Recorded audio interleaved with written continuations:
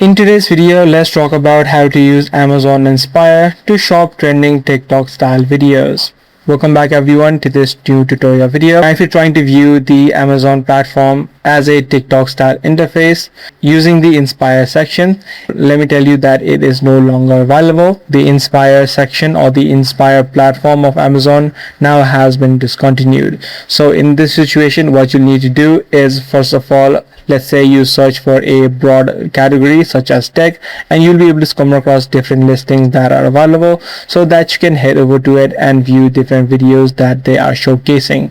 This is the first thing that you can do. Now, instead of this, if you're just trying to search for videos that people are showcasing, in this situation, what you can do is tap on the search bar on the top and just search for Amazon Live. This is the live section of Amazon where people are constantly going live and showcasing their products. So instead of the TikTok style videos, you can head over to the live section to find the products that you actually are interested in. So these are the few ways that you can do it. If this kind of video was helpful to you, be sure to subscribe. I'm going to see you in the next video.